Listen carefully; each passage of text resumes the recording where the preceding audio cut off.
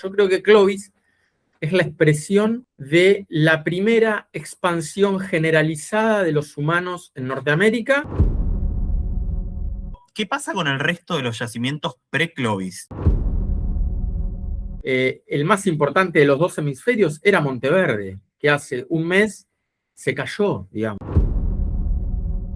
Un hecho tan comprobado para mí como que la megafauna la extinguen los seres humanos, pero ni de remotamente.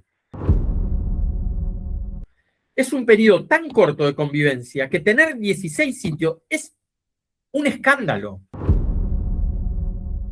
Digamos, estamos hablando de otra cosa cuando hablamos de Homo sapiens. Es un tema de interés mundial que se discute en todo el mundo, por ser tal vez el último continente en ser poblado por los seres humanos, descontando la Antártida.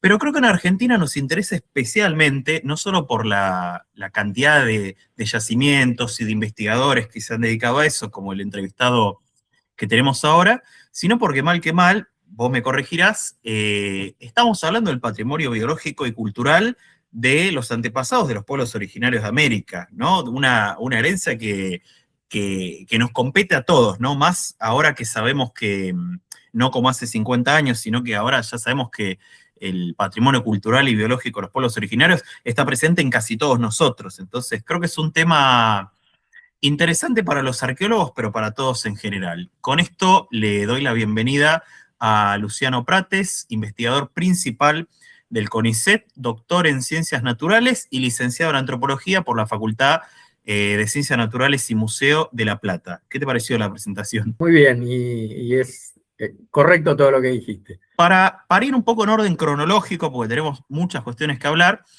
lo primero que quería hablar es de Clovis. ¿Pero por qué? Porque Clovis es un yacimiento que, si mal no recuerdo, todo comienza en la década del 30. Ahora, cuando yo estudié en la secundaria, que fue hace mucho, pero no fue hace tanto, porque fue en este siglo, todavía se hablaba de Clovis y de Beringia como prácticamente la única vía de entrada. Y si vos le preguntás a casi cualquier persona, es lo que conoce, ¿no? Por ahí los que estamos más en historia, en arqueología, conocemos rutas alternativas, yacimientos, pero en el imaginario está Clovis. Entonces, lo primero que te quería preguntar es, ¿por qué tanta vigencia? Una vigencia de más de 70 años. Bueno, sí, es una vigencia de más de 70 años y esa vigencia para mí tiene que ver, y hace muchos años que tiene que ver, ahora hubo novedades porque hubo el sitio más temprano, que se consideraba más temprano de Sudamérica, está tambaleando, para mí caído ya, pero te digo que hace años lo pienso, porque esto que yo pienso es independientemente del valor de la hipótesis Clovis como los primeros pobladores de América. Yo creo que Clovis es la expresión de la primera expansión generalizada de los humanos en Norteamérica, con su correlato sudamericano en poblaciones que llegaron acá hace 12.900, o entre 12.900 y 13.000 años, y que también tenían un arma similar, que es la punta cola de pescado, similar a la punta Clovis. Entonces, ¿qué te quiero decir? Independientemente de lo que pensemos sobre si es o no es lo primero, la primera expresión de Homo sapiens en el continente, hay que reconocer, y esto esto casi es incuestionable porque los datos lo dicen, es la primera expresión de la dispersión generalizada de los humanos en el continente. ¿Qué te quiero decir? Pones un mapa con Clovis y cola de pescado y vas a tener el continente lleno de puntos. Pones un mapa con los sitios más o menos confiables de 500 años antes que Clovis, que son 13.000, lo de Clovis, entre 13.000, depende, 13.200, 13.300 en Norteamérica y cola de pescado 13.000 acá. Si pones el mismo mapa con 200 años más antiguo y tenés 2 o 3 con suerte o 4 o 5 puntos en cada hemisferio. O sea, no estamos completamente seguros de qué es lo primero que hubo acá, pero Clovis y cola de pescado es la expresión del poblamiento inicial generalizado del continente. Estamos hablando de 13.000 años antes del presente y de gente cuya direccionalidad en el vector de desplazamiento fue de norte a sur, indudablemente, porque hay una expresión repetida o bastante, sí, como una expresión replicada un par de siglos en el sur con posterioridad al norte. O sea que para vos, Clovis, si bien indiscutiblemente no es lo primero, sigue siendo relevante en términos de poblamiento. Absolutamente relevante, completamente relevante. No hay, de hecho, todas las poquitas evidencias que hay previas a Clovis, que todavía se acaba de caer la principal, esto reacomoda el debate, digamos. Ahora se viene un florecimiento de Clovis primero, de la hipótesis de Clovis primero, porque ¿qué ocurre? Hay muchos sitios con evidencia bastante interesante pre-Clovis, incluidos en Sudamérica, pero el sitio Clovis por excelencia, con todo lo que necesita un sitio para convencer, el más importante de los dos hemisferios era Monteverde, que hace un mes se cayó, digamos, esto es así. Puede haber los coletazos que va a haber en los próximos meses y tal vez años, pero el sitio Clovis, por la, digamos, por la dimensión de los autores del trabajo y por la dimensión del trabajo en sí mismo que lo refuta, no hay mucho para debatir. Esto es cuestión de meses, años, pero Monteverde no existe más. Entonces, no existiendo Monteverde, que era el paraguas para otros sitios que con evidencia un poco más pequeña intentaban posicionarse como pre-Clovis, su desaparición los dejó pedaleando a muchos en el aire. ¿Qué quiero decir con esto? No quiero decir que no sean válidos. Lo que quiero decir es que no está ni remotamente muerto el modelo Clovis primero, como yo mismo pensaba hace unos años. Ahora, vos decís que Monteverde se cayó, ahora te iba a preguntar bien cuáles son las inconsistencias que vos ves en Monteverde, pero digo, ¿qué pasa con el resto de los yacimientos pre-Clovis? Pensando en, por ejemplo, Arroyo Seco, acá en Argentina, Huaca Prieta, Pedra Furada, ¿no? Que es el otro gran yacimiento que digo, Sí. si Monteverde era un yacimiento demoledor, Pedra Furada, al menos en el sentido común, es también como el otro gran caballito de batalla de esta batalla de los sudamericanos por reivindicar un poblamiento temprano que no sea en Norteamérica. Bien, te contesto, voy por grado de confiabilidad menor hacia mayor. Bien. Arranco por los sitios de alta antigüedad, como Pedra Furada. En ciencia todo puede cambiar, lo sabemos, pero acá cualquier analista de evidencia, ni siquiera evidencia súper precisa, se puede dar cuenta que el tema de Pedra Furada es absurdo casi. No sé si diría tanto como absurdo, pero sí es casi descabellado, por miles de motivos. A ver, tenemos aspiraciones de un poblamiento de 20 o 30 mil años con una evidencia que tiene su mayor grado de expresión en artefactos líticos que están haciendo los monos capuchinos que son endémicos de ahí. Ahora están los monos capuchinos que sabemos que hacen los mismos artefactos de Pedra Furada. Y además de todos los problemas que siempre se le ha cuestionado a Pedra Furada, que son miles, tiene uno que es insalvable para mí, que es los restos humanos más antiguos del continente americano tienen 13.000 años. Restos humanos Sí. esqueletarios. No hay posibilidad de que haya una población establecida hace 40 sin que encontremos un solo resto, por varios motivos. Si esa población fue capaz de llegar hasta el centro de Brasil, tuvo que tener una expresión demográfica grandísima. No llegan 3 tipos desde Siberia o de cualquier otro lado solos o ni siquiera en 3 generaciones. Tiene que haber un plafón demográfico enorme para que esa gente llegue ahí. Y si llegó hasta ahí, es imposible que no veamos ningún esqueleto humano preservado. Es imposible, es inviable directamente, ¿no? No hay posibilidad. En la línea de lo que vos decías antes, de que Clovis es como la expresión de la población, a partir de 13.000 para abajo tenés bastantes restos humanos. Absolutamente. O sea, sí, no tantos tenemos, fíjate, no hay ninguno de 13.000, pero entre 12.800, bueno, hay uno, sí, 12.800 y 10.000 o 11.000, tenés 3 o 4 en cada hemisferio. Por eso. y son equivalentes en Sudamérica, no hay mucho más en Norteamérica en Sudamérica. Tenés 4 o 5 allá y 3 o 4 acá. Y para atrás, 0. Pero ni siquiera debatidos, 0. Y No sí, hay sí. ni uno. ¿Qué te quiero decir? Sería como un comportamiento muy anómalo que tener un poblamiento de 20, ni siquiera de 30 o 40. Es anómalo tener un poblamiento de 17 y 18 con un silencio absoluto de registro fósil humano de 8 o 9 mil años, cuando sabemos que los humanos son una especie explosiva, ocupa un continente y explota demográficamente, pero como lo hizo en todos los continentes.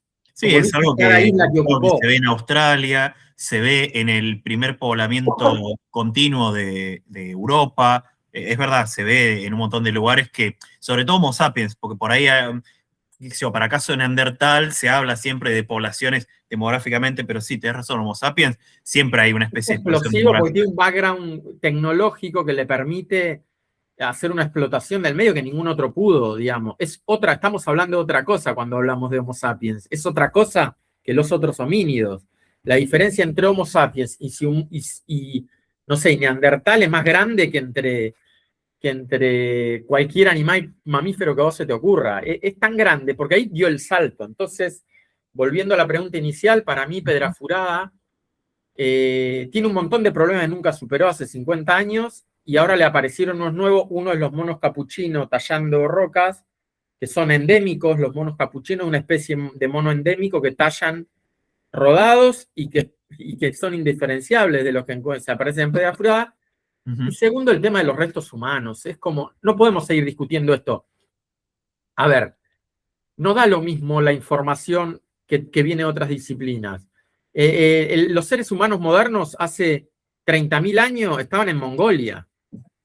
O sea, no habían pasado más allá de eso. Hay un paso muy repentino hacia el norte en un momento más cálido y tuvieron que retraerse, pero no hay expansión de Homo sapiens hacia el noreste de Siberia hasta después del último máximo glacial. Estamos hablando de casi 18, 19.000 o 20.000 años como mucho, y acá estamos tratando de encontrar gente en Brasil sin absolutamente ninguna evidencia, sin ninguna evidencia firme. Entonces, Pero me voy un cachito de la pregunta, pero me quedo en la periodización. sí, Supongamos, estamos hablando de Pedrafurada 30, 20 con toda la furia. Ahora, en 2021, si mal no recuerdo, se publica otro yacimiento que fue muy contundente y que habla de un poblamiento, si mal no recuerdo, de 23.000 años, que es el de White Sands. ¿Cuál sí. es tu opinión? Porque ahí el tema es que hay huellas, hay pisadas, entonces no sé cómo fue Bueno, hay un problema con White Sands. A ver, para empezar a discutir, digamos, el problema y vuelvo a lo que dije hoy, el problema importante que necesitamos discutir para el poblamiento no es cuándo, es cuando hubo una expansión generalizada, es lo que te digo yo, porque el resto es irrelevante y probablemente sea difícil determinar. ¿Por qué? Porque yo para comprobar un poblamiento de alta antigüedad, tengo que tener 4 o 5 evidencias cruzadas. No me basta ni con un artefacto depositado, ni con una huella. Yo necesito un sitio clásico, una base residencial, donde tenga huesos, donde tenga instrumentos, donde tenga mucho material para fechar. Esos campamentos la gente lo hace hace 50.000 años. Entonces, para comprobar necesitamos una evidencia de ese tipo. Y White Sands, lo que pasa, y es el debate que hay hasta ahora, que están fechando unas huellas a partir de sedimentos y de un material que es un vegetal que es altamente contaminante. Y si yo te doy una secuencia de respuestas y demás sobre ese sitio, y hay 5 o 6 papers que van y vienen entre respuestas de los autores y sus críticos, ya no importa lo que pase, ya no se lo puede considerar. Esto es como el campeón de boxeo. Si el campeón de boxeo, para ser campeón hay que derrotar con claridad a los aspirantes. Ya con todo el debate que hay alrededor de todos estos sitios, no lo podemos considerar seriamente como una evidencia de poblamiento. Primero porque no la tienen. Y segundo porque hay tanto debate alrededor que no podemos montarnos sobre un poblamiento sobre evidencia muy discutida. Porque eso es un problema, porque pasa lo que pasa con Monteverde. Mirá, Monteverde es una excepción porque para todo el mundo era válido.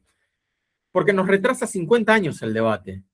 Y es un problema. Nosotros como científicos, y la arqueología ha generado información de muy alta resolución, y no es posible que no podamos saber si fue hace 40, 20 o 15.000 años. La evidencia está clarísima.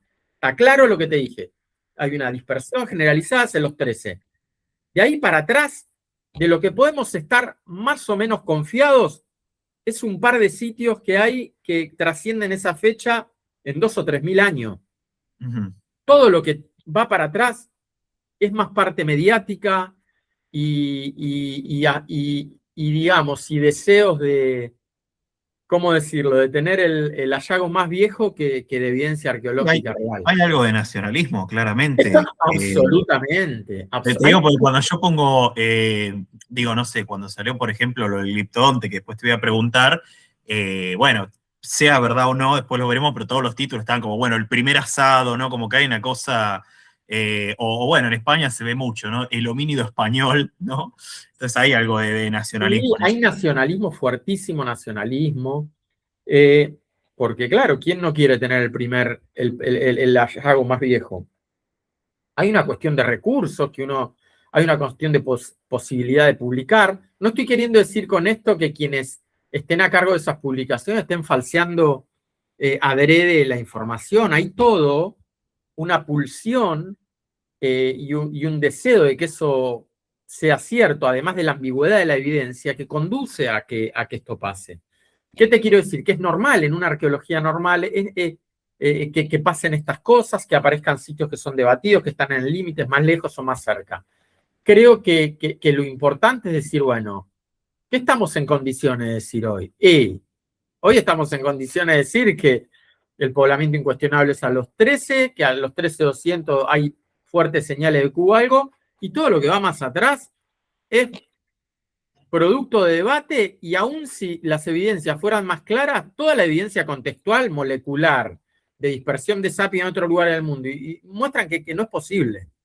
Entonces hay que darle el valor relativo a las cosas. Por eso arrancar diciendo, tenemos la evidencia, se acaba de comprobar que los humanos estuvieron acá, en el conurbano bonaerense, porque una marca en un gliptodon es como mucho, digamos, como mucho osado. No importa qué pensemos de eso, pero estaríamos cambiando de opinión cada 2 días. Y la construcción del conocimiento arqueológico de problemas tan profundos se construye con volumen de información, no basta con una cosa. No puedes construir un castillo con naipes que sabes que se pueden correr en cualquier momento, pues se te derrumba. Acá creo que la mejor forma de entender el poblamiento es ver las bases de datos grandes, lo fechado, lo que te decía recién. Veamos los restos humanos, cómo aparecen. Y mostrame en el mapa cómo, y mostrame en el tiempo cómo varía. Y yo ahí es como la encuesta, esto es como la encuesta electoral, ¿entendés? Si vos tenés 100 datos de tu barrio y tenés una aproximación real de lo que va a pasar. Acá lo mismo, vos dame la información de los sitios, esqueletos humanos, pongamos, o dispersión de Homo sapiens, yo te puedo tirar qué es lo que está pasando. Y bueno, y la evidencia que se sale mucho de eso, y que además no es contundente, hay que cuestionarla. La evidencia dispersa sería como un boca de urna, digamos. Claro, sería como una cosa así, y que vamos sumando evidencia muy importante para ser críticos en muchos casos. No sé, vos me mencionaste el hallazgo del gliptodonte. ¿Qué pasa con el gliptodonte? Hay 2 problemas básicos que sin eso no podemos ni conversar. Salió en PLOS ONE, que es una revista importante, ¿sí? Pero tiene algunas cosas conceptuales que son incuestionables. Por ejemplo, está fechado sobre la fracción orgánica del hueso, sobre la patita. Los fechados confiables son sobre la fracción inorgánica. Porque la fracción orgánica ya lo sabemos, y pasa acá, ha pasado acá miles de veces, que en determinados ambientes lo que está fechando es el componente estratigráfico del sitio, y no está fechando el hueso. Eso es punto número 1. Y aún si tuviera la edad que se dice tener, o sea, vos, cualquier sitio que está fechado sobre la fracción inorgánica, no puede ser debatible. Puede ser dicho, bueno, tuvimos esto, hay que seguir trabajando, nada más.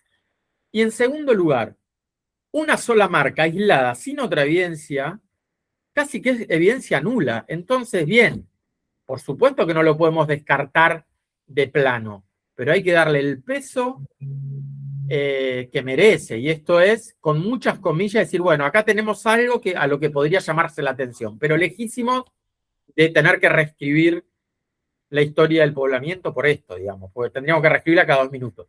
Volvamos a Monteverde un segundo. Monteverde, como vos decís, cambió muchísimo el paradigma, no solo porque planteó una antigüedad anterior a Clovis en el otro extremo, que ya eso era bastante llamativo en su momento, sino porque maridó bien con una hipótesis que se venía diciendo hace bastantes años, no necesariamente desde la arqueología, sino desde cualquier lado, digo, libros de historia, y que tenía que ver con esta ruta del Pacífico Sur, que se hablaba, ¿no? De estos pobladores que vendrían de más o menos desde Papúa Nueva Guinea, en piraguas de Balancín, ¿no? Se hablaba y siento, corregime si me equivoco, que Monteverde como que maridó bien con esa teoría. De hecho, si yo hoy decía que Clovis es lo primero que te responde la gente cuando le preguntas, lo segundo que te responden es, no, igual me parece que pudieron haber llegado por el Pacífico, y bueno, había cuestiones ahí, se hablaba, te digo, en el momento, Sí, que yo lo estudié, después se modificó, pero se hablaba, bueno, del análisis de los dientes, ¿no?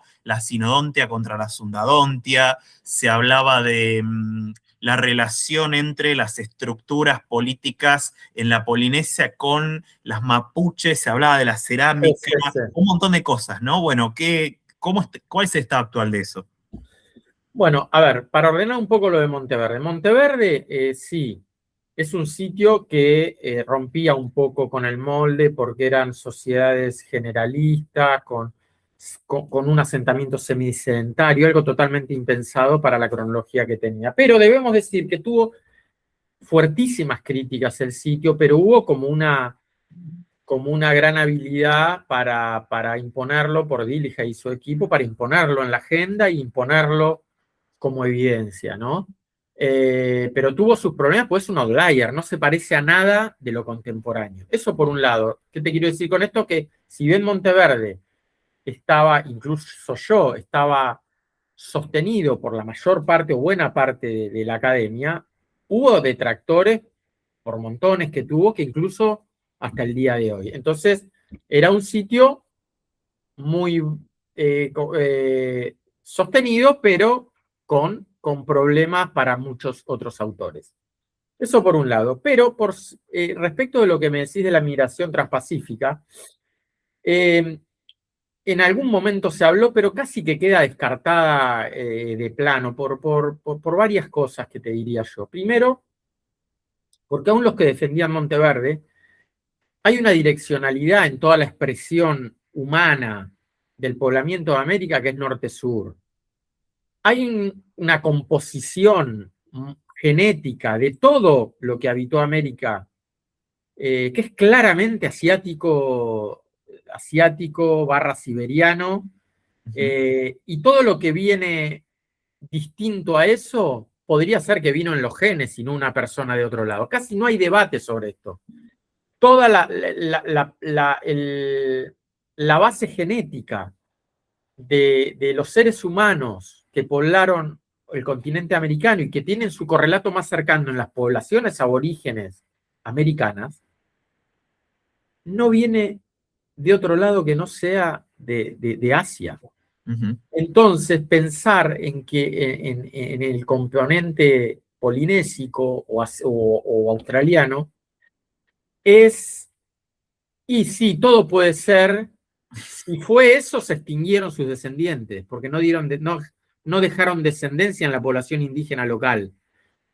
Y si fue eso, va a seguir intesteable por el resto de la historia, porque está bien. Y si fuese así verdadero, es casi insignificante porque no tuvo continuidad en la historia de nuestro continente. Por eso te digo que acá hay que poner el foco. Para nosotros lo importante del poblamiento no es la fechita en que llegó el primer humano, que probablemente, si es distinta a la del poblamiento generalizado, probablemente no lo sepamos nunca.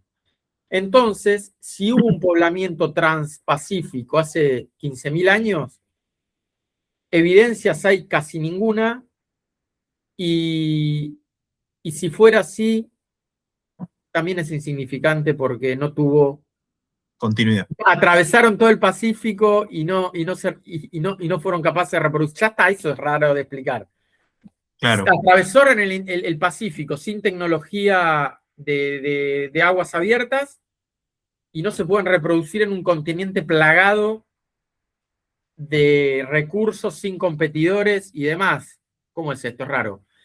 Y por último, otra dificultad para explicar una migración de esa, parece inverosímil, pero es así, es muy difícil que sea viable una población pequeña que venga en un barco y que se reproduzca indefinidamente en un nuevo continente, por cuestiones de deriva génica, un montón de procesos genéticos que hacen que sea inviable, son muy bajas las posibilidades de que sobreviva.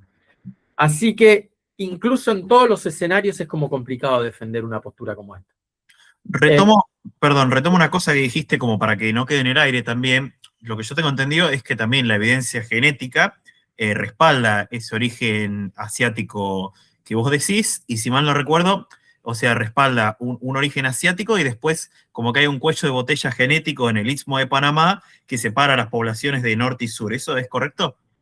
En algún punto sí. Lo último es más debatible. Donde hay un cuello de botellas importante es lo que se llama la incubadora de Bering, que la gente pasó el estrecho por tierra, luego como había hielos que le impedían pasar hacia el sur del manto de hielos, estuvieron retenidos ahí mucho tiempo. Eso es lo del estancamiento beringiano. Claro, sí, que le dice la incubadora de Bering. Entonces ahí se diferenciaron las poblaciones de ahí de sus antepasadas de Asia y después recién pasaron al sur del manto de hielo. Y después lo de Sudamérica, hay todo mucho debate y otra cosa que creo que es importante decir es que la genética, por eso yo reivindico tanto a veces, la genética probablemente en el futuro nos dé la clave de muchas cosas específicas, pero la genética tiene hoy un grado de resolución que es difícil de afinar.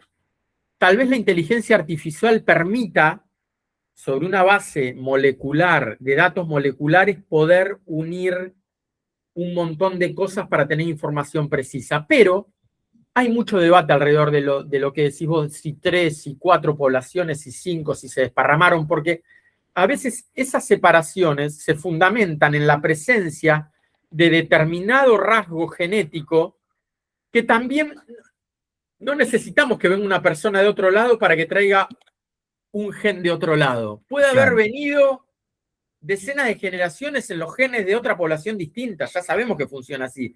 Entonces, esto hay una complejidad que no hace tan fácil determinar momentos precisos. De hecho, la cronología estimada para el poblamiento de América a partir de los datos moleculares tiene un rango de error mucho mayor que el dato arqueológico que conocemos. Entonces, creo que va a ir resolviendo todo, probablemente pronto sea la clave, pero hasta el día de hoy nos provee como información un poco ambigua en algunos sentidos.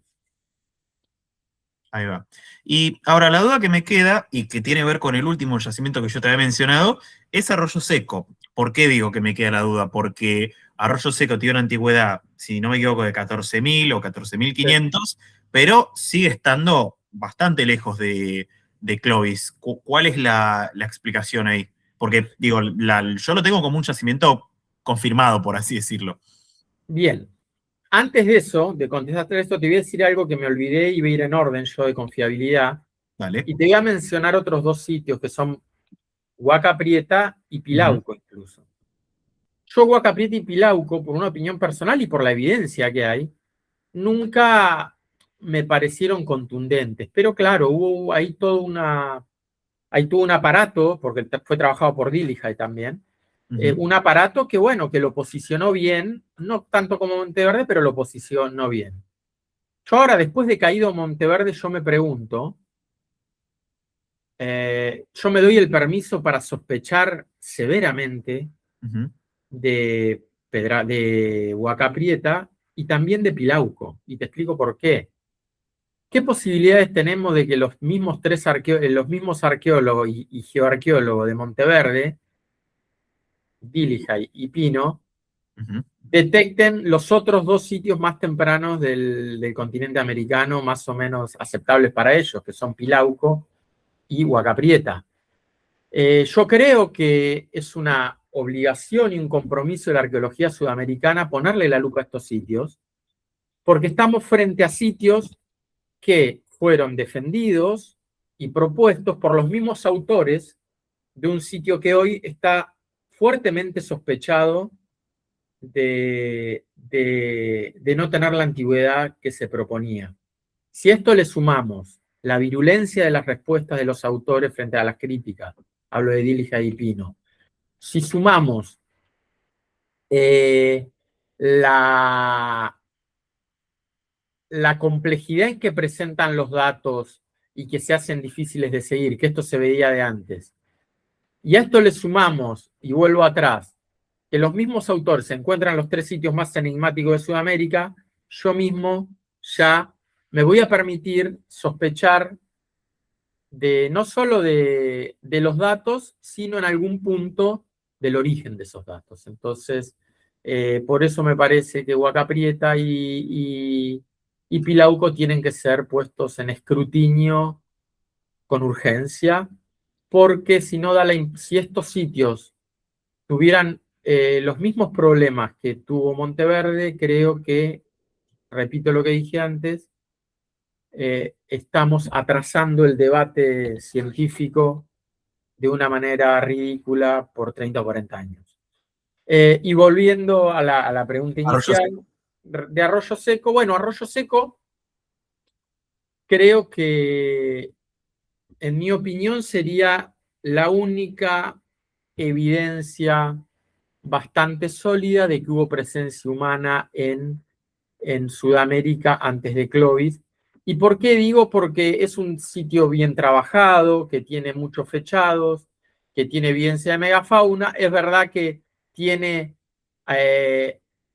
sobre esa megafauna fechada, tiene una fractura fresca y no tiene más, pero así todo,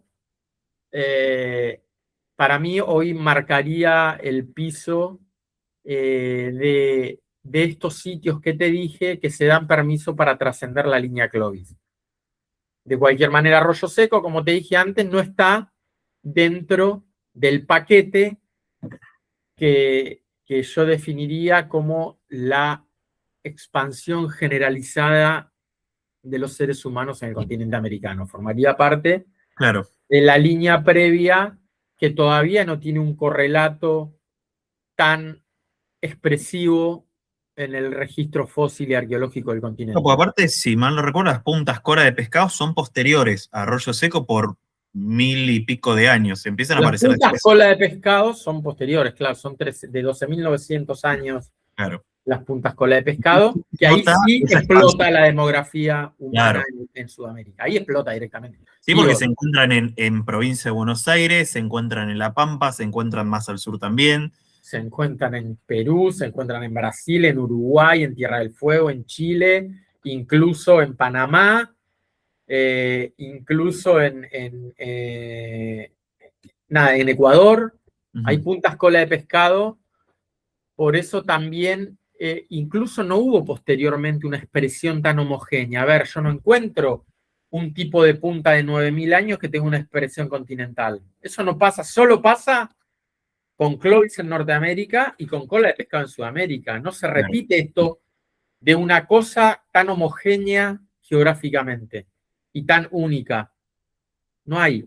No convivió con nada cola de pescado, no sabemos de otras puntas. Cuando desaparece cola de pescado y desaparece la megafauna, aparecen un montón de otras puntas que paradójicamente varían en cuanto a tamaño, capacidad de daño, en consonancia con las presas disponibles en cada región. Claro. Las puntas cola de pescado y Clovis son variantes también, pero están asociadas todas a la megafauna. Eso es una cuestión increíble. Cuando uno ve cuando uno deduce a partir de las colas de pescado el intercambio, que se trataba de poblaciones similares o en algunos casos de las mismas.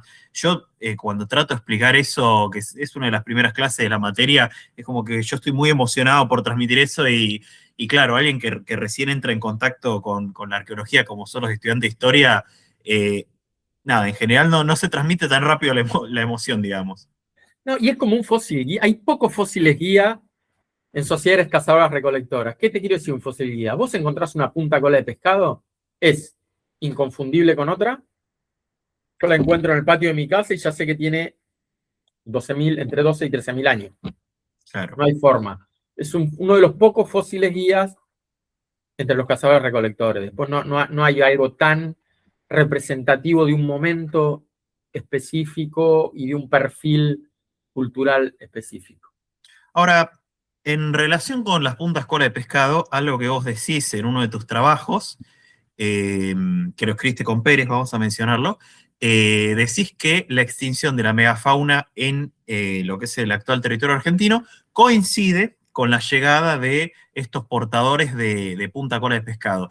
Y en trabajos ya más recientes que estuve leyendo hace poco, vos decís que en general el escenario global, no en su totalidad, pero sí una cantidad de casos tremenda, la extinción de la megafauna coincide con los seres humanos, con la llegada de los seres humanos. Yo hago un breve repaso de esto, ¿no? En el siglo XX se empieza a hablar, ¿no?, de la hipótesis de la sobrecaza, que decía que incluso una caza relativamente moderada puede alterar seriamente las redes tróficas de estos megamamíferos que tienen descendencia muy espaciadamente.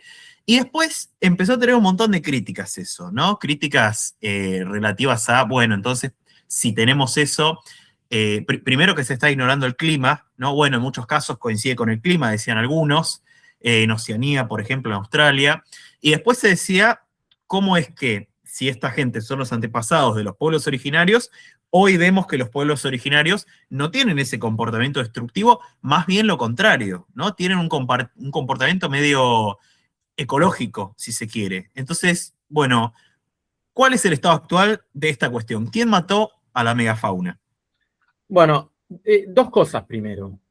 Primero hay una cosa de lo impresionista, que es lo que a uno en general puede ver como razonable, como esto que decís vos de los pueblos aborígenes, de que eran muy amigables con el ambiente, cosa que en buena medida es así, pero todos somos sapiens modernos, digamos, en esto no nos distinguimos en nada. Y otra cosa es hablar de datos científicos concretos. Yo lo que tengo para decir de la extinción de la megafauna, yo estoy sorprendido hace años de que para mí la extinción de la megafauna es el hecho histórico y de la evolución de los mamíferos más contundente que tenemos a la vista y que nos cuesta muchísimo reconocer. Creo que no hay un hecho tan comprobado para mí como que la megafauna la extinguen los seres humanos, pero ni de remotamente. Voy a arrancar por el final y contentándote a lo que vos me dijiste, esto del cazador-recolector en equilibrio con su medio. Esto es cierto, pero la megafauna es una excepción en todo esto y te explico por qué. Uh-huh. Los seres humanos, y esto sí hay un trabajo muy reciente que vi hoy, lo vi hoy porque salió ahora, esto es una constante en todo el mundo. Los cazadores-recolectores buscan determinado perfil de presa. Siempre van a predar sobre los animales más grandes por un montón de motivos. Unos tienen que ver, obviamente, con el retorno en volumen de biomasa, y hay otro que tiene que ver con la grasa, por un montón de motivos biológicos, no te voy a explicar ahora. Los seres humanos necesitamos consumir grasa. La carne magra es problemática para la supervivencia. Sí, agrego una cosa nomás. Es la molécula con la mayor concentración de energía, para empezar, y después, yo esto lo toco muy de oído, pero recuerdo haber leído que un consumo excesivo de carne magra es perjudicial. Totalmente perjudicial. Dicho esto, con esto no estoy diciendo que toda la gente lo único que hace es comer carne. Esto no es un principio, esto es un principio biológico, pero por supuesto que tiene sus matices en algún punto. Pero los grandes procesos los tenemos que entender a través de los grandes fenómenos de la biología y de la arqueología en este caso. ¿Y qué te quería decir con esto? Y los seres humanos tienen, a diferencia de cualquier otro predador, los seres humanos modernos tienen una característica. Uno, predan sobre los individuos prime. ¿Qué significa esto? Un león, un tigre, un Homo presapiens o cualquier otro te predan sobre presas débiles, porque te predan, perdón, sobre las crías o te predan sobre los viejos o sobre el animal que quedó atrás. El humano moderno es la única especie del planeta que preda a los prime. ¿Por qué preda por los prime? Prime, que son los individuos más reproductivos, los machos grandes, las hembras grandes, porque son los que tienen más contenido graso, más retorno energético y tienen una capacidad tecnológica para hacerlo. Pero ¿qué pasó con la megafauna y que no había pasado con otras cosas? La megafauna, a diferencia, pongamos, de otra megafauna actual como el guanaco, tenían un contenido graso, sobre todo los perezosos, esto exorbitante, mucho mayor que cualquier mamífero de esto. Eran el jardín del Edén para un cazador. Pero ¿qué ocurre también? Estos animales, si vos combinás predar sobre el prime, predar sobre poblaciones que no eran tan numerosas como no lo eran, y además predar sobre animales que tienen una tasa reproductiva muy baja, es inevitable la extinción, aunque no quieras. Es inevitable, de hecho, es lo que fue. No se puede explicar de otra manera. Y yo, cuando me dicen el clima, yo digo, siempre hay un contexto en el que se produce una extinción. Por supuesto que el clima será un escenario, pero la responsabilidad fue humana. O sea, estos animales pasaron por N veces por situaciones climáticas parecidas y nunca se extinguieron. Claro. Los procesos de cambio climático tienen un comportamiento en el tiempo progresivo. Si vos mirás las curvas del colapso de la megafauna, y es tan repentina como la expansión humana, no hay ningún fenómeno, además de que hay un problema que es muy obvio. Hay miles de cosas obvias, pero hay solo dos que son, del punto de vista científico, incontrastables. La megafauna en América y en muchos lugares del mundo, en América se extingue a los 13.000 años, ¿salvo dónde? En las islas del Caribe, que se extingue hace 6.000 años. ¿Qué pasó en las islas del Caribe? ¿Por qué se extingue hace 6.000 años? Porque tardó más en llegar los seres humanos. Igual los seres humanos entraron hace 6.000 años, lo mismo que pasa en las islas Wagner del Mar del Norte, en Chipre, en Madagascar. Pero todas las islas, a ver, todas, pero digamos, la mayoría de las islas, la megafauna se extingue con los humanos, sí o sí. No, y en los continentes también. No, pero digo, en los continentes es un proceso más complejo. En el caso de las islas, todas dan, por ejemplo, Wrangel, todas dan que es con los seres humanos, no hay duda. Todas las que se encuentra megafauna. Hay otras que no tienen registro y es muy difícil, no tenemos resolución del registro arqueológico. Pero, ¿qué ocurre con Homo sapiens? En el viejo mundo es más difícil verlo tan clarito como en América, porque hay un solapamiento de especies sapiens y presapiens que genera un montón de complejidad, porque la megafauna, además, cuando coevoluciona con homínidos, desarrolla mecanismos etológicos y defensivos contra el predador mucho más interesantes y más efectivos. Acá los humanos modernos llegan de golpe una megafauna que nunca había visto un depredador, y esto ya lo dijeron muchos antes, y es una obviedad. Porque, y esto tiene un sentido lógico en las extinciones a lo largo del mundo. En África no se extinguen, es el lugar justo donde más homínidos había, donde evolucionaron todos juntos. Y además, hay un trabajo molecular del 2023 que dice que fue tremendo el impacto el momento en que aparece Sapiens moderno. En África se extinguen algunas especies y muchas bajan su demografía muy significativamente y luego se recuperan porque, claro, tenían un bagaje un bagaje más completo para enfrentarse, porque convivieron con todos los homínidos. Cuando te alejas de África, empieza el proceso empieza a tener cada vez menos armas, y es así, se extingue entre 20 y 40.000 años en Asia, que es cuando llega el Homo sapiens moderno, en Europa, en Siberia hace 20.000, que es cuando llegan los modernos, y en América hace 13, cuando se expande de manera generalizada. Es casi como, es como insólito que sigamos discutiendo esto. Igual somos los arqueólogos, ¿eh? Hay otras disciplinas, hay es que en realidad los paleontólogos piensa que fueron los humanos. Bueno, ahora hay un trabajo en Science, que lo debes haber visto tal vez, de un paleontólogo Boscaini, creo que es, y colaboradores, sacamos un trabajo en Science hace un año, después del uno último que sacamos nosotros, que dice que todos los perezosos de América los extinguen los humanos. Y esto es lo... Te iba a decir una cosa, así como te decía al principio que en el sentido común está Clovis y en algún caso está la ruta del Pacífico Sur, a cualquiera que le preguntes de gente no relacionada con la arqueología, te dice que fueron los seres humanos. Incluso desde un punto de vista como, no sé... Es una obviedad, es una obviedad muy grande. Pero ahora, te hago una repregunta a esto. O sea, vos defendeme la posición ante lo que dicen otros arqueólogos. Porque yo, por ejemplo, habiendo leído otra gente muy seria, digo, cabe hacer esta canción, gente recontra seria, una de las principales críticas que hay ante la hipótesis de la extinción de la megafauna es, bueno, ¿por qué no hay casos en todos, o hay en algunos, pero no en todos, de marcas de corte?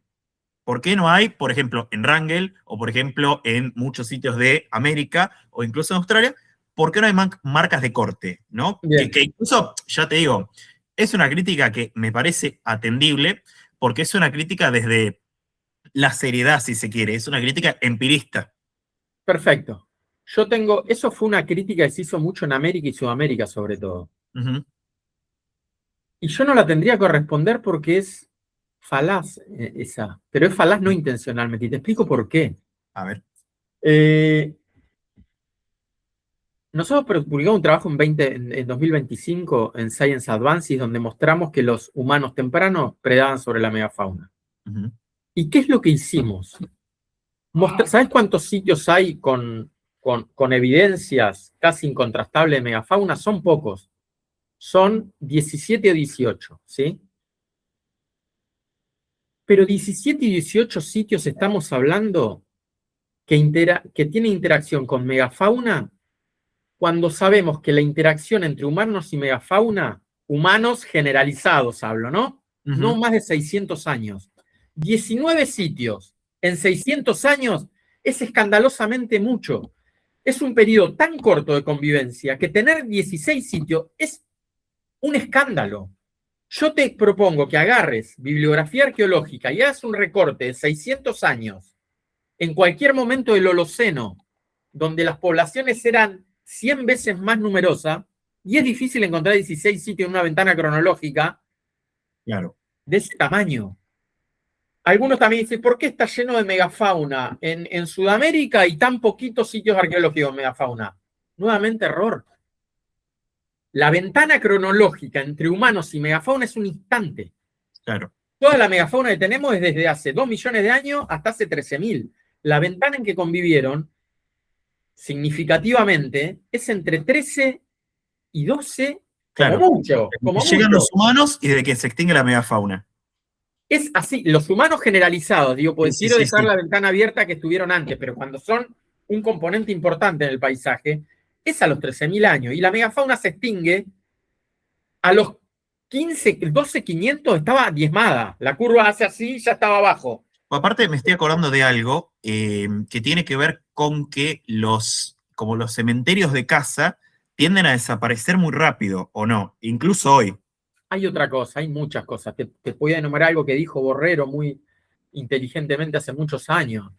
La megafauna, no sé, ¿cuál es el lugar más visible arqueológicamente y el que encontramos? Son los campamentos. ¿Por qué? Porque en el campamento coexisten mucha evidencia cultural con fauna, etcétera, ¿no? Porque es donde descarto el fogón, donde descarto los huesos. La megafauna es muy difícil que la acarren a un campamento, que es donde la vamos a encontrar. Los tipos se cortan la carne y se llevan la carne. Entonces los pocos sitios donde tenemos huesos son excepciones. Y ahí si no, atraes Perdón que te diga, atraes a depredadores si te traes la carne. Además de la complejidad, yo mato un animal de 600 kilos, ¿y qué es lo más lógico que haga? Ahí probablemente me lleve alguna parte entera, y lo más probable es que saque la carne y me lleve la carne nada más. Entonces es como muy difícil. Yo creo que van a aparecer los sitios de matanza conforme la investigación se siga realizando acá. Sitios como Pasotero 5, como Campo Laborde, son sitios de manual, en espacios abiertos, sitios donde sabes que fueron, mataron y consumieron. Como hay tantos en Norteamérica, pero simplemente hay muchos más porque hay más trabajo allá. Pero acá tienen que aparecer en algún momento. Entonces, volviendo a lo que decías, no es poca la evidencia. Y bueno, en esta isla, imagínate, si en un continente como Sudamérica se extinguen 300 o 400, o sea, en una isla como esta, probablemente lo hayan extinguido en 10 años. Y para las posibilidades de encontrar un sitio arqueológico en 10 años de periodo de formación, es imposible. Probablemente ni siquiera claro, que tal vez exista el sitio arqueológico. O sea, es una expresión absolutamente esperable del registro fósil, no encontrarlo. Absolutamente esperable. Súper interesante, la verdad. Súper interesante. Me queda una cosa en el tintero que es algo que me aparece mucho en los comentarios. O sea, de ahí viene esta información. Mucho en los comentarios de los videos. Que es que cuando yo hablo del poblamiento, tanto sea para hablar de Monteverde, para hablar de White Sands, para hablar de Clovis, siempre me dicen, la ciencia quiere esconder el verdadero origen del poblamiento, que es la Antártida. El poblamiento por el sur. Yo ni siquiera lo había estudiado digamos, en los papers que leí. ¿Qué opinión te genera el poblamiento por la Antártida? Bueno, opinión, digamos, todo en ciencia puede ser posible, pero hoy ni se baraja esa posibilidad, básicamente porque no hay ninguna evidencia de que si hubo poblamiento por ahí, esa población haya tenido continuidad histórica en el continente. Porque si lo hubiera sido así, nosotros necesitaríamos imperiosamente tener comunidades indígenas recientes o subrecientes con alguna composición genética emparentada con alguna población siquiera cercana a una vía de poblamiento a través de la Antártida. Por ejemplo, australiana, digamos, ¿no? Y eso no existe. Pero no solo que no existe eso, tampoco existe ninguna otra evidencia más que las que planteó Méndez Correa en algún momento y Rivet hace 70 años, donde hacían equivalencias etnográficas, que no, la piragua se parece a la de acá, la forma de la cerámica, que finalmente sabemos que los procesos de expansión de esas cosas es tan complejo que habría miles de formas de que haya convergencia de cosas distintas, pero no tenemos absolutamente ninguna evidencia de que eso haya pasado. Toda la evidencia, el 99% de la evidencia, muestra que la gente vino por Asia a través del estrecho de Bering. Podría haber sido más por la costa o más por el interior, todavía puede haber algún debate, pero no hay dudas de que el poblamiento importante y que dio continuidad histórica a la demografía americana viene de ahí. Aparte de algo, te interrumpo con una cosa que se me ocurrió, pero vos dijiste hace un rato, ¿no? Todos Homo sapiens y el Homo sapiens es algo totalmente distinto a especies anteriores. Pensando en estas similitudes que puede haber en la cerámica o en alguna cultura material, eso también tiene que ver con que unos cientos de miles de años atrás somos la misma población. Entonces hay cosas que están en nuestra cabeza, evidentemente. Y sí, hay una complejidad del fenómeno humano que sabemos que cuando las condiciones se dan, es lógico que ocurran convergencias, se llegue al mismo destino por distintos caminos. Digamos, si no se inventó el teléfono celular en el momento que se inventó, se hubiera inventado en otro momento cercano, en otro lugar tal vez, porque hay condiciones que ya están dadas. Entonces, creo que tratar de explicar la evolución a través de encontrar similitudes se hace difícil en algún punto. Hay casos en que sí sirve, pero por el tema del poblamiento es como bastante complicado. Y déjame decirte algo que me faltó respecto de esto del sur. Creo que también una cosa o un fenómeno que explica muchas veces esta reticencia a uno criticar por decirlo, la centralidad de lo sudamericano en la discusión, o la originalidad en la discusión del poblamiento, de las extinciones, ha entorpecido mucho la visión de los datos. Yo, la verdad, quien me conoce sabe que yo, desde el punto de vista político, soy incuestionablemente progresista, lo he demostrado con hechos y con un montón de cosas. Entonces, yo lejos estoy de querer defender a una visión norteamericana porque sea norteamericana. Te digo que es algo, te adelanto que es algo que te lo van a decir en los comentarios, bueno, probablemente, digo, va a estar eso. Bueno, entonces me adelanto a eso. El tema es que somos científicos y tenemos que valernos de los datos. Y acá yo te digo cuál fue uno de los principales impedimentos desde mi punto de vista para que la idea de la extinción por humanos no florezca, es porque viene atada al modelo Clovis I, la extinción de la megafauna. Viene muy atada a eso, y con eso, que es el modelo norteamericano y bla, bla, bla. Y hay una dificultad muy grande para uno romper con eso. Yo, cuando cursé la materia, el modelo de Paul Martin, y esto lo pensé antes, incluso de meterme en el tema, el modelo de Paul Martin, si bien no se ajusta actualmente, no sería explicativo, sus principales principios para mí son correctos, y era brillante, incluso en la década del 60 ese modelo. Incluso cuando yo lo leí en la facultad, yo decía, wow. Y si vos te pones a analizar fríamente, en mi facultad se lo ridiculizaba. En todas las clases que yo recibí de Poblamiento de América, Paul Martin era el ejemplo de la estupidez. Y es tan absurdo esto. Creo que en todas igual. En la mayoría, por lo menos acá en Sudamérica y en Buenos Aires, ni que hablar. Pero de ridiculizar como, bueno, el extremo del absurdo es creer que a los humanos mataron a la megafauna, y no hay modelos alternativos. No hay un solo modelo basado en datos alternativo que explique mejor. No hay. Es solo no, porque a mí me parece, porque no se puede morir tan rápido todo. Es como a mí me...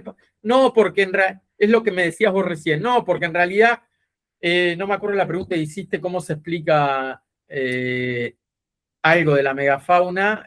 ¿Cómo era? ¿Por qué? No, las marcas de corte. Bueno, las marcas de corte. Que si uno se puede mirar con lupa cada uno de estos cuestionamientos, ninguno está basado en volumen de datos. Igual ahí también me parece no, que no, se pudo extinguir también por el clima. No hay un solo trabajo de paleoclima que muestre seriamente que la disponibilidad de forraje en el último máximo glaciar después descendió. De hecho, hay algo que es muy obvio. Según el modelo que se extinguieron después del último máximo glaciar por el aumento de las temperaturas y demás, sostiene que hubo desaparición de forraje. Perdón, estamos en un periodo interglacial y tenemos en la Pampa bonaerense más cabeza de ganado, miles y miles, hay una capacidad de carga natural fabulosa. No hay un solo trabajo que muestre claramente que la disponibilidad de forraje para la megafauna descendió. Ahora empiezan a aparecer, o sea, sí que hubo cambio climático, sí que en algunos sectores fue más duro que en otros, pero si hay un común denominador al colapso de la megafauna de punta a punta del continente, es el ingreso de los humanos. No hay una conciencia más plena. Hay hipótesis también, no, que en algún lugar fueron los humanos, en algún lugar combinado con el paleoclima y en otro lugar más el paleoclima. Sería el milagro de la evolución más grande de la evolución de los mamíferos en el planeta. Especies que sobrevivieron millones de años, que se extingan en un continente en un lapso de 300, 400 años y que se deba a motivo distinto, es casi un absurdo desde el punto de vista del sentido común, no te digo científico. Lo que pasó en América, tenemos una diferencia de extinciones respecto a Norteamérica y Sudamérica de 100 años, 150 años. No existe fenómeno natural que se haya comportado de ese modo a lo largo del continente. Tenemos extinciones en Alaska y lo que es la vertiente oriental de Beringia en 13.500 años. En Norteamérica en 13.000 y en Sudamérica en 12.800. De modo que es increíble que todo ese volumen de información no sea considerado. Y yo no lo estoy diciendo desde que me parece, ¿eh? yo lo mostré con datos también. Nosotros hemos publicado con Iván Pérez un trabajo en 2021 que en las clases no los yo creo que las nuevas generaciones son las que van a cambiar el paradigma. No lo aceptan en general la comunidad todavía y no tenemos ni un rebuttal. No hay un solo trabajo publicado de 2021 que diga, que interprete los datos que están todos ahí y que opinen diferente. Es que ahí también me da la impresión a mí, más allá de, digo, hay evidentemente no solo la fragmentación de que cada quien estudia su yacimiento y nada más, sino que en general hay una falta, y aparte un desgano por contestar, por tomar en serio las cosas que dicen los colegas, pero aparte hay una falta de mirada global, ¿no? Porque yo lo que leo en estos estudios que hablan nuevamente de la hipótesis de la extinción de la megafauna, del origen humano de esa extinción, es que analizan la cuestión de manera global, ¿no? Como, bueno, está bien, en cada caso tal vez se podría prestar a la confusión, pero si mirás todos los casos juntos, no. Ahora, tengo una pregunta que yo no sé, o sea, no creo que hayas escrito algo sobre esto, estoy casi seguro que no, pero sí que debes tener una idea formada sobre esto. Lo que pasa es que es altamente especulativa. Y tiene que ver con el por qué. Yo te voy a dar dos opciones, vos decime cuál se acerca más a lo que vos pensás. La primera tiene que ver con, bueno, los seres humanos se extinguieron a la megafauna no intencionalmente, digamos. Seguramente que no intencionalmente, seguramente. No aparte es un periodo muy corto, pero están involucradas muchas generaciones. Es lo mismo que son procesos que para cuando te das cuenta ya ocurrieron por culpa tuya y de tus antepasados.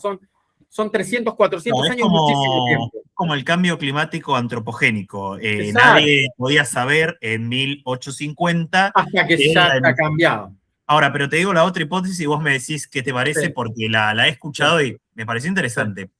Que decía, tal vez efectivamente hubo un descuido y hubo una sobrecaza por parte de estas primeras poblaciones generalizadas, como decís vos, y el hecho de que hoy los pueblos originarios tengan esa relación ecológica se debe a un aprendizaje de esa experiencia. Es especulativo, pero ¿qué te genera? Podría ser, pero yo sería como más simple en esto. Eso podría ser. Pero yo el tema de la megafauna lo pondría como una excepción. Le podría haber pasado a cualquiera, hasta el más preservista. Porque la megafauna, además, es muy sensible desde el punto de vista de las redes tróficas. ¿Qué te quiero decir? Vos predaste sobre megaterio. Acá había muy pocos predadores naturales de la megafauna. Tenía el tigre diente de sable, la pantera onca, que es el jaguar, que es mucho más chica. Casi no tenía predadores, muy pocos predadores naturales. Pero si vos predás, vos imaginate, son muy pocos. Si la pantera onca estaba predando sobre megaterio, cría de megaterio, y vos le sacás al megaterio, esa pantera onca va a predar sobre otro bicho. Y se va a armar un desequilibrio tan rápido en la complejidad de las redes tróficas que se produce un efecto cascada que somos incapaces de prever nosotros hoy con la ciencia en la mano, ¿entendés? Mucho menos antes. Te pongo un ejemplo ridículo. Vos sabías, por ejemplo, supongo que sí, y si no lo sabés te lo cuento, toda la región pampeana, incluso hasta la provincia de Río Negro, estaba llena o había mucho venado de las Pampas, que es un venadito que ahora está solo, protegido, no se extinguió porque hay reservas, hay 2 o 3 reservas, ¿sí? Ese animal en 300 años, después de que se expande la colonia, se extingue. Y es un animal que no era interesante para comer porque tenía como mucho olor a ajo, no era una presa, ni siquiera arqueológicamente lo es. Pero se extingue rapidísimo. Y ahí está los efectos secundarios de la presencia humana. El humano no necesita matar todo lo que extingue. De hecho, extingue sin esta pistola humeante que muchos piden, de encontrar los sitios de matanza. No solo es difícil encontrar los sitios de matanza como existieron, sino que los humanos extinguimos sin darnos cuenta por medios impensados. Claro. Porque rompiste una red trófica, la interferiste, el humano es muy invasor. Entonces por ahí rompiste 3, 4 conexiones muy sensibles en especies que tienen redes muy sensibles, como estos grandes bichos, pues se reproducen cada mucha cantidad de años. Vos le predaste el macho adulto reproductivo, una hembra adulta, a un bicho que se reproduce cada 4 años, y en 10 años lo pusiste en problemas y en 100 lo extinguiste. Claro. Sin hacer una matanza muy alevosa. Y también le extinguiste al predador que se está alimentando, y también extinguiste a otro bicho que no te interesaba, pero que ese predador fue a predar cuando vos le quitaste el que le comiste. Entonces, volviendo a tu pregunta, yo creo que la megafauna, de hecho, estos bichos, no es casualidad que hoy ya se prevé que en pocas décadas no queden más de estos grandes bichos, porque son los que desaparecen más fácil. Entonces, no creo que haya habido siquiera una plena conciencia de lo que estaba pasando. Era gente que vivía 40 años. En 40 años esa ventana temporal era inviable que ellos puedan ver este cambio que ocurrió en 400, 500, 600 años. Es poco arqueológicamente, pero es mucho para la visión del individuo. Entonces, tampoco hay que demonizar a la población. No por eso dejan de ser preservadoras del medio. También pensaba que hay un caso, obviamente, como vos decís, la lógica probablemente es distinta, pero pensaba que hay un caso histórico que es el del bisonte americano. Que ese es un caso que sí uno podría pensar, bueno, hubo un mayor conocimiento o una mayor intención que la que podemos pensar para estos primeros pobladores. Pasa que, claro, y acá aprovecho a ponerte otra evidencia absoluta de lo humano en la extinción. ¿Qué se extingue en el Pleistoceno final? Se extinguen megamamíferos, no todos. ¿Cuáles sobrevivieron? Los que vivían en ambientes, los arborícolas, los que vivían en ambientes poco accesibles por humanos, porque en estos periodos los humanos iban a las grandes planicies, donde estaban los animales grandes para cazar, los que tienen hábitos solitarios, no sé, el huemul, pongamos, y los que tienen una gran versatilidad adaptativa y alta reproductividad, como el guanaco del bisonte de Norteamérica. Son bichos que, uno de los bisontes, ¿no? Otro se extinguió. Sí. El guanaco, de hecho, en Patagonia se extingue en el Pleistoceno final. La cepa, el clado patagónico de guanaco se extingue. Todo el guanaco que hay hoy en Patagonia es un guanaco que viene de la región de Cuyo. O sea, pero claro, es un bicho muy versátil, que si vos lo cazás en el llano, se va a la montaña, y lo cazás en la montaña, y además se reproduce mucho más que estos otros que se extinguieron, que tenían una población mucho más baja, una tasa de reproductividad mucho menor, y no eran tan numerosos. Y se salvan también los acuáticos, se salva el ciervo de los pantanos, se salvan los lobos marinos, o sea, se mueren los que estaban en las praderas, los que matan los humanos, y no hay motivo para pensar que tiene más posibilidad de salvarse el manatí que el megaterio. El manatí se salvó porque un bicho acuático pesa 100 kilos y es acuático. No hay otra vuelta para esto. Y si nosotros combinamos todas estas cosas, es una obviedad tan grande, pero creo que el problema es un poco, hay 3 cosas. Una, la cuestión histórica que ya hablamos. Hay una cosa de sudamericanismo y nacionalismo continental que nos hace incómodo plantear esto. No intencionalmente tampoco. Hay una segunda cosa que es la autoestima excesiva que tenemos en la propia disciplina. Yo, si no encuentro un sitio arqueológico con 7 puntas clavadas, voy a descreer de que los humanos mataron al megaterio.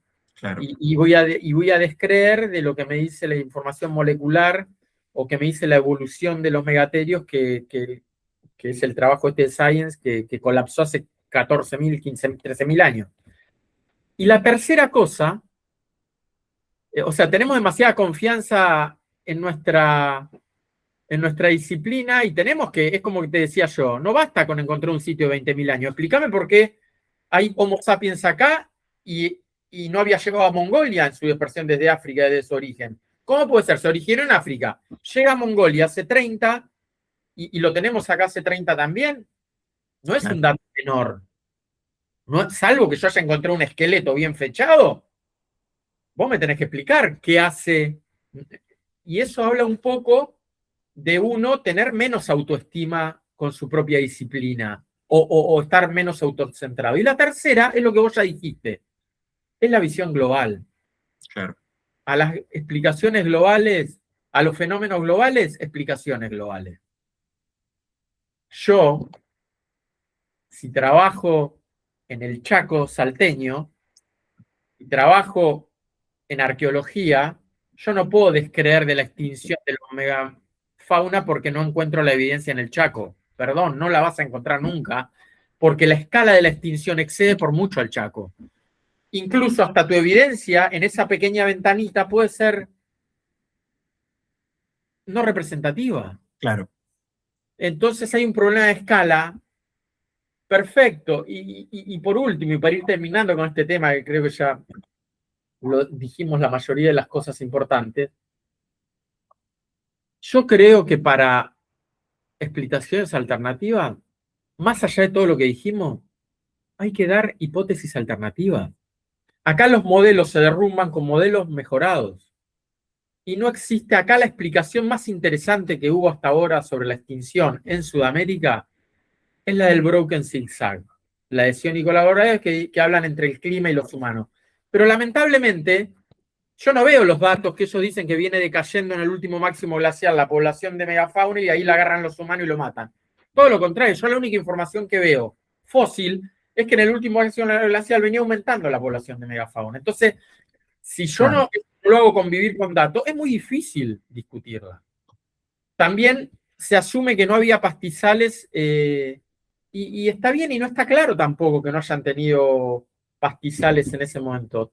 Todo hace pensar que en los momentos de aumento de temperatura los pastizales seguían estando como lo están ahora en un momento de aumento de las temperaturas. Entonces, lo que está haciendo falta, me parece, para que el debate se enriquezca es buscar, nosotros en el trabajo de 2001 con Pérez, están todos los datos arqueológicos y paleontológicos que uno necesita para discutir el problema, están ahí.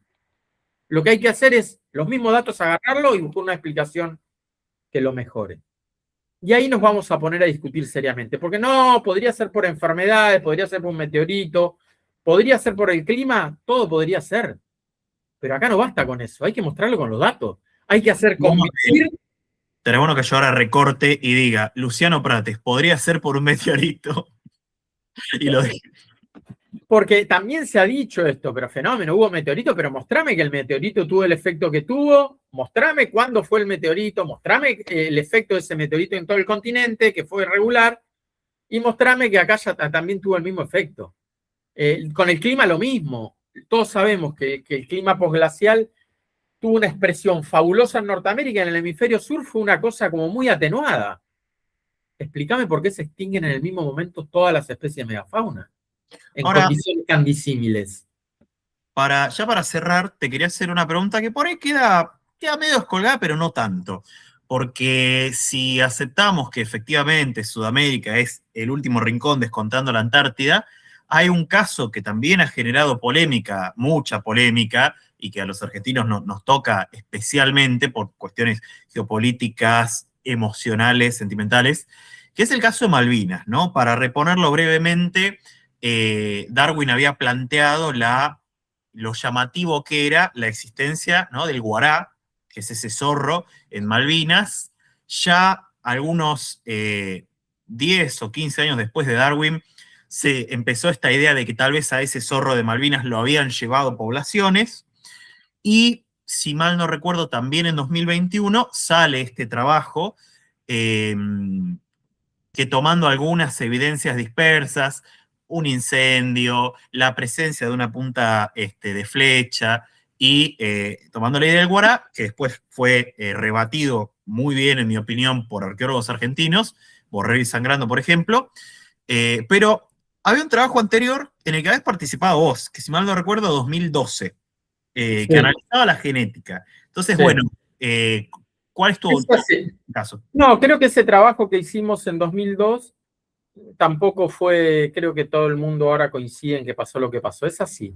Cuando llega Darwin a las Islas Malvinas se encuentra con un zorro, con un cánido, endémico de ahí, que para él era endémico, y él no le encuentra explicación muy inteligentemente. Él dice, este bicho lo tiene que haber traído los humanos. ¿Por qué? Porque no hay evidencia paleontológica, ni siquiera hay antecesores probables en las islas de ese animal ahí.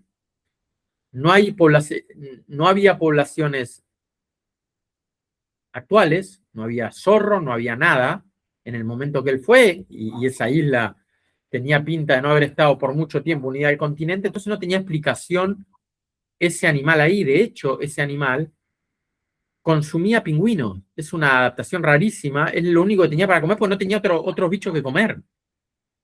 No tenía otros bichos que comer más que pingüinos, porque no había animales en la isla. Entonces, lo primero que hace Darwin es la explicación más razonable. Dice, esto lo han traído los humanos. Los humanos han agarrado un perro y el perro se asilvestró, o una población de perros o de zorros o de algo está implantado acá esta especie. ¿Qué ocurrió? Nosotros, en un momento, con Pancho Prevosti, uno de los autores del trabajo,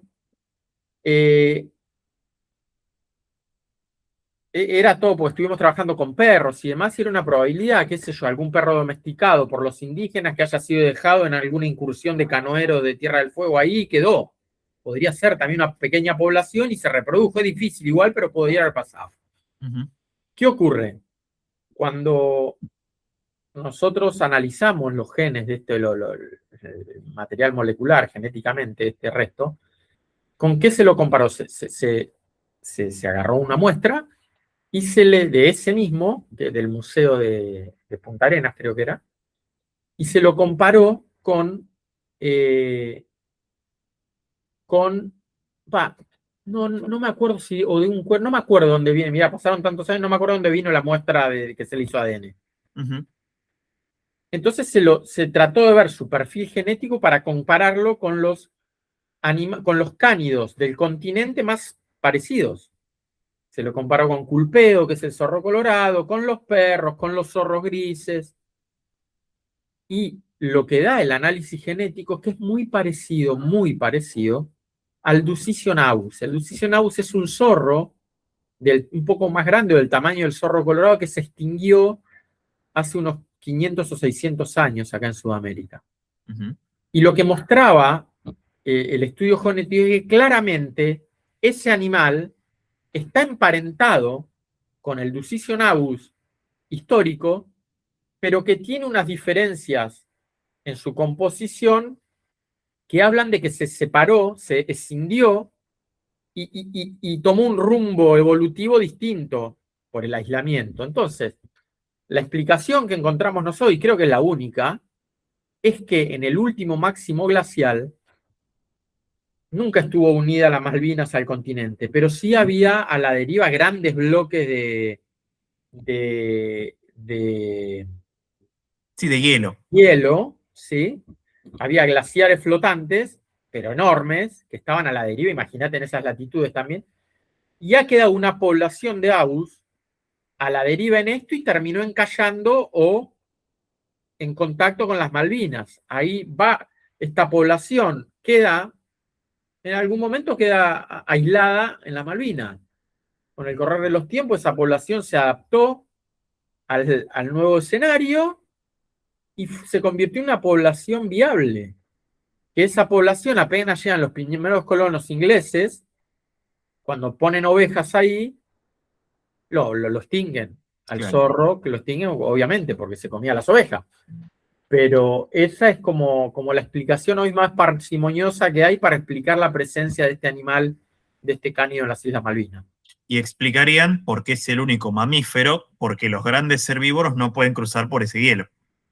Exacto, sí, y fue por un accidente además, ya no había herbívoros en la isla, no hubo, y estos bichos justo de casualidad, podrían haber sido algún herbívoro tal vez, si quedaban arriba del témpano. Claro. Pero evidentemente ha sido algún glaciar flotante muy grande que se fue o no sé si técnicamente se le dice glaciar, pero es un bloque de hielo marino que estuvo a la deriva probablemente y transportó esa población y la dejó ahí. Porque no es ni perro ni zorro y es tan distinto al zorro extinguido pero tan pariente como para pensar en que estuvieron separados unos 5, 7 o 10.000 años, que es lo que coincide entre el tiempo en que el último máximo glacial pudo haber pasado a las islas. Ahora, fíjate que a veces la explicación más simple no es la correcta, porque uno pensaría que la explicación de los canoeros de Darwin era lo más lógico. Era lo más razonable, completamente. Sí, sí. Bueno, Luciano, estuvimos hablando 1 hora y media, más o menos. Igual a mí me quedan preguntas, así que si no te molesta, te voy a comprometer para una segunda entrevista presencial para que hablemos de otras. No hay problema, cuando quieras, cuando quieras.